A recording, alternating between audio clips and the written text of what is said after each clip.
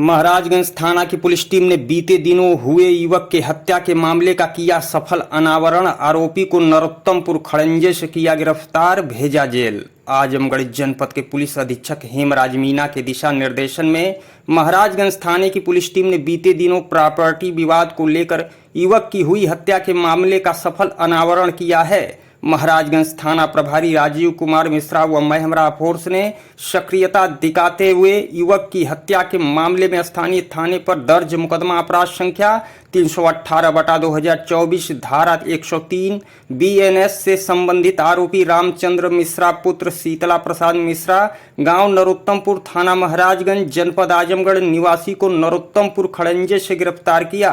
Police ने उसके पास से आला कत्ल, एक खूना लूद ईंट और एक खूना लूद टी शर्ट बरामद किया है। पुलिस ने गिरफ्तार आरोपी पर संबंधित कानूनी कार्रवाई कर जेल भेज दिया है। सुनते हैं इस संबंध में आजमगढ़ SP हेमराज मीणा ने क्या कुछ कहा।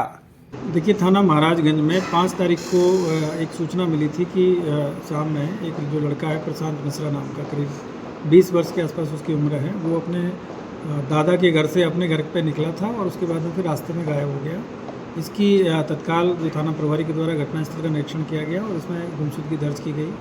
अगले दिन जो प्रशांत मिश्रा हैं, उनकी जो डेड बॉडी है उनके पुराने घर के जो वहीं घर के पास में ही है, उसके हाथे में बाउंड्री वॉल के अंदर पे मिली। और उसके बाद में इसमें 2 लोगों के खिलाफ में 22वां में जो तहरीर प्राप्त हुई थी, एक कृष्ण चंद्र मिश्रा हैं और दूसरे हैं कृष्णमणि मिश्रा जो कि जमुना प्रसाद के ही पुत्र हैं और ये वहीं उसी गांव के ही रहने वाले हैं और इनके दूर के रिश्तेदार हैं। उसी पे हमारी जो टीम है इसमें लगातार, इसमें चूँकि घटना थोड़ी सी इस तरह की लग रही थी कि लड़का अपने दादाजी के घर से अपने घर जाने के लिए निकला और उसके बाद में रास्ते में गायब हो गया। और जब ये सारी चीज़ों की जांच की गई तो पता चला कि जिनके ऊपर आरोप लगाए हैं वो अपने घर पे ही थे उस समय।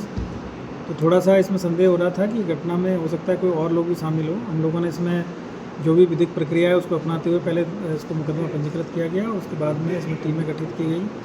पोस्टमार्टम रिपोर्ट है, उसमें भी जो कॉज ऑफ डेथ है वो ब्लंट ऑब्जेक्ट इसमें आया था।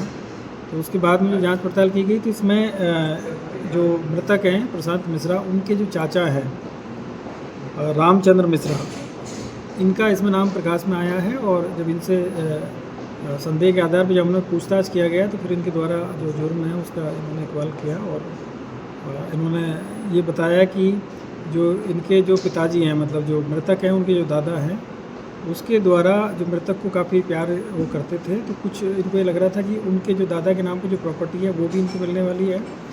और पहले भी जो दादाजी ने, इनके जो माँ हैं, जो मृतक की माँ है, उसको कुछ ज़मीन, अपने छोटे भाई की जो ज़मीन थी, जो कि पहले इनका कोई पैसे का लेन देन था, तो उसमें इसकी माता के नाम पे ज़मीन करा दी थी। तो इसको ये रहता था कि जो मृतक है वो 3 भाइयों में एक अकेला लड़का था, बाकी इनके यहाँ पे लड़कियाँ हैं।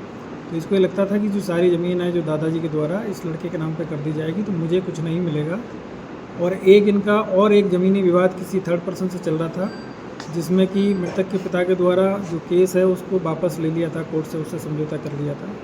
और इसको ये संदेह था कि उस जो इन्होंने जो कॉम्प्रोमाइज़ किया है उसमें भी इन्होंने पैसा लिया है करीब 10 लाख रुपए, जिसमें से भी इसको हिस्सा नहीं मिला।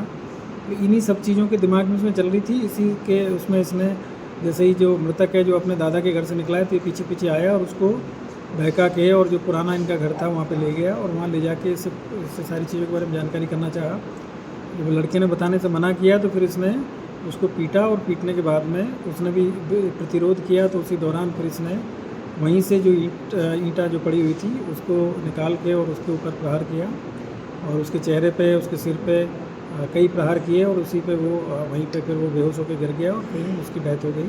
और उसके बाद में ये वहाँ से जाके अपना कपड़ा वपड़ा सब ठीक किया और उसके बाद में इसने भी एक एलिबाई क्रिएट करने का प्रयास किया कि मुझे भी कोई आदमी आया था जो पीछे से मार के भाग गया, मैं उसको पहचान नहीं पाया हूँ। तो इस पर पहले संदेह नहीं किया घर वालों ने, लेकिन बाद में हम लोगों ने पूछताछ किया गया तो इसने अपनी सारी चीज़ें एक्सेप्ट की है और इसको आज गिरफ्तार करके जेल भेजा जा रहा है।